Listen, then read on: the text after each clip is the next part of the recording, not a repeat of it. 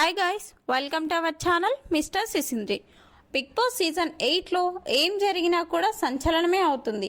ఈ సీజన్ ప్రారంభం నుండే అన్ని సంచలనాలే అని చెప్పవచ్చు.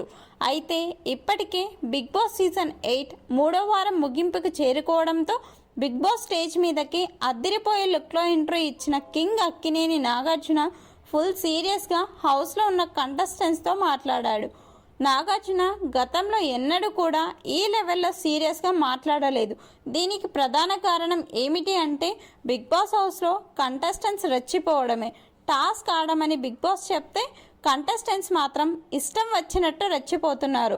ముఖ్యంగా హౌస్లో పృథ్వీ ఒక మానవ మృగంలా రెచ్చిపోయి ఒళ్ళు తెలియకుండా గేమ్ అంటూ ముందుకు పోతున్నాడు.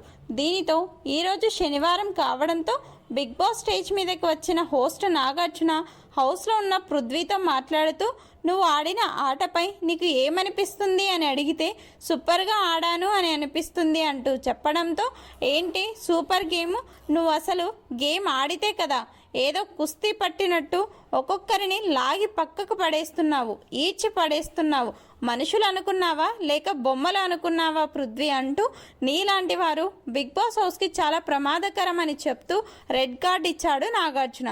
సాధారణంగా రెడ్ కార్డ్ అనేది ఏ గేమ్లోనైనా రూల్స్ బ్రేక్ చేస్తూ ప్రమాదకరమైన ఆట ఆడినప్పుడు ఇస్తూ ఉంటారు.